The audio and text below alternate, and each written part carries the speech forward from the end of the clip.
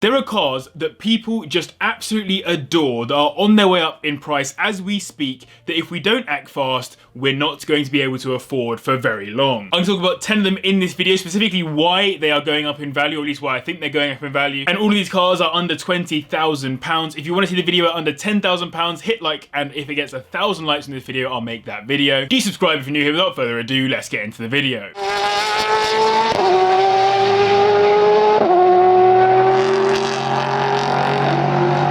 In 2022, a 4th generation Honda Integra Type R sold for $112,000 with just under 7,000 miles on the clock. An absolutely absurd amount of money, but it just shows you what can happen with a well-kept Integra. I'm not talking about the 4th gen in this video though, I'm talking about the 5th gen or DC5 Type R, which comes with a 2-litre inline-4 engine that makes 214 brake horsepower, taking it to 60 in 6.5 seconds. The reason why I think price of these will continue to increase is that these Japanese classics are so well loved, with a huge fan base that is willing to pay top dollar for good examples, particularly ones that haven't been overly modified. Look at the Skylines, Supras, RX-7s and the rest, and the DC5 offers a cheaper but still well respected route into that kind of market, which is why they already start at around £12,000, with 20k easily getting you a lovely example. If you're after one though, do look out for rust, as they weren't undersealed from factory. Fast Fords have always had an allure over people looking to get into cheaper cars that they can modify and bash around roads as fast as they please, at least here in the UK. So when Ford came out with the 1st gen Focus RS back in 2002, they opened the floodgates for the fast Ford lovers to enjoy the company's new hatchback. It came with a 2-litre turbocharged inline-4 engine that makes 215 brake horsepower, taking it to 60 in 6.2 seconds. It's already a certified classic, even though it only came in one colour, Imperial Blue, which means specs aren't really that important. It's more about the quality of the car after 20 years of use, especially as people did like to modify these in the early years. But as the RS badge seems to have died on Focuses with the 3rd gen, the 1st gen will always be respected as the one that kicked it all off, and look at the prices of older fast Fords like the Sierra and Escort Cosworth and you'll see why I picked this car. £18,000 will get you into one, and £20,000 will get you a 2003 model with around 100k on it. In the world of Alfa Romeos, the GTA badge is typically reserved for its most stunning, most exciting and most valuable models, and the one that I think has gone a little underappreciated, but we're already seeing prices start to rise on, is the 156 GTA. It's a fast saloon developed alongside the similarly beautiful 147 GTA, and both share the same engine, a 3.2-litre V6 which makes 250 brake horsepower, taking it to 60 in 6.1 seconds. So things that make Alfa Romeos become well-loved cars with some value in the future usually includes a nice Busso V6 engine, check. Stunning looks, check. Racing pedigree and history? Absolutely, as the 156 touring car took part in multiple race series around the world, winning 7 titles, and is one of the more iconic modern Alfa Romeo race cars to exist today. This is why these already start at around £10,000 despite being so underrated, and 20k will easily get you a 2003 model in good condition with around 50,000 miles on it. Remember, it is an Alfa, which has implications for reliability, but for these it's all about how well they've been looked after. They're not immediately a headache.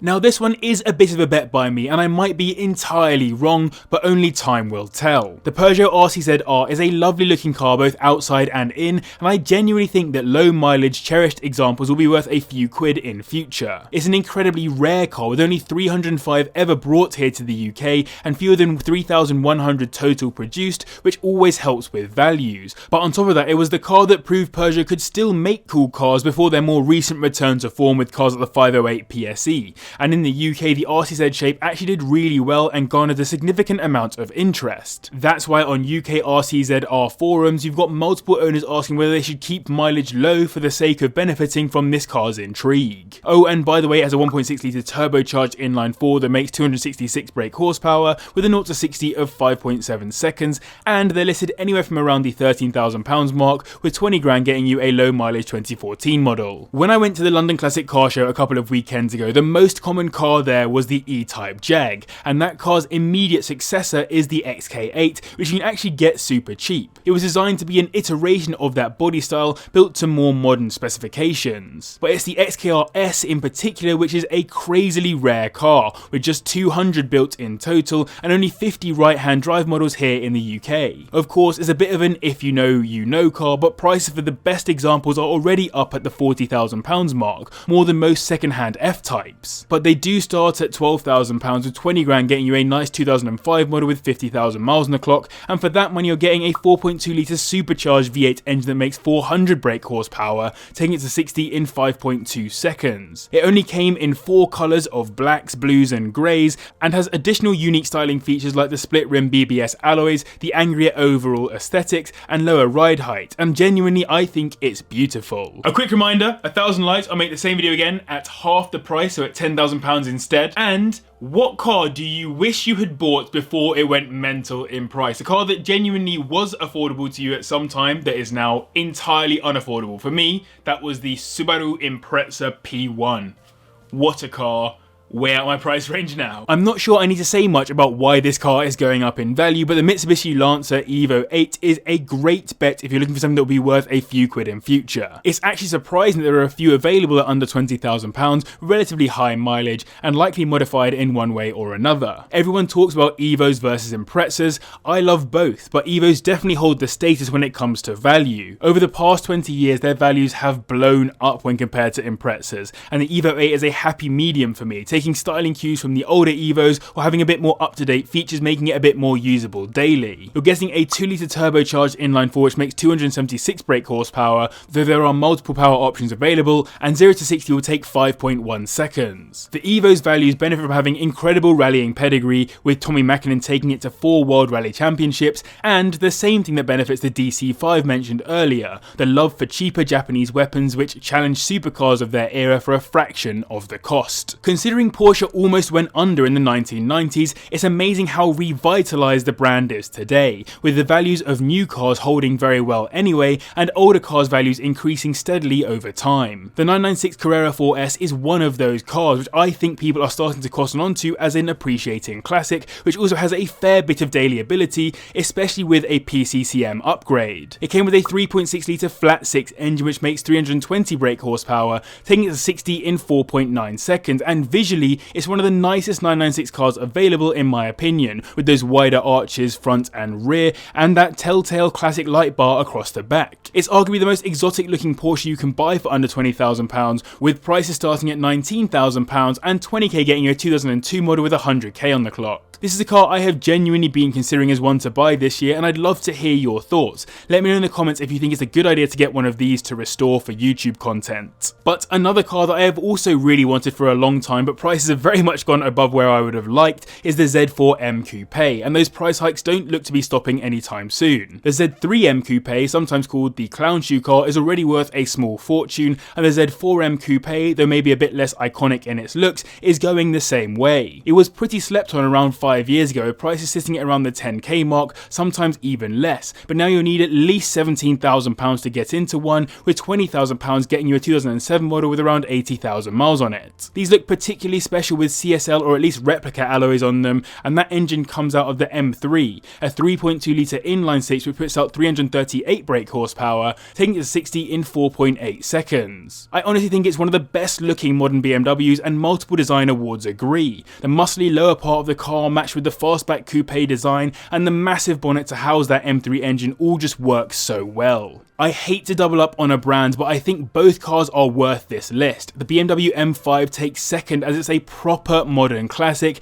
and prices over the past few years have already jumped up from this being a sub 10k car easily to now starting at around £16,000, with £20,000 getting you a 2008 model with around 100k on it. The problem with these is also the thing that makes them so special. The F1 inspired 5-litre V10 engine which makes 499 brake horsepower, taking it to 60 in 4.5 seconds, as it's known to have multiple failures. The thing with BMW is that they are known for inline sixes, and typically their inline sixes are better on reliability than the super cool engines they sometimes smash into their cars, and this amazingly aggressive and beautiful sounding V10 is a perfect example, but the SMG gearbox is also known to fail as well, so owning one of these is very much a labour of love. But it's already iconic, sounds incredible, and if you have the money to run it, worth every penny, as I reckon these will be one of the most sought after classics in future. What's better than a 5-litre V10? What about a 5-litre V10 with 2 turbochargers attached, making 571 brake horsepower and managing 0 to 60 in 4.4 seconds, because that's what the C6 Audi RS6 Avant has under the bonnet. The RS6 for me, like the M5, is one of those cars that will be indisputably a classic in future,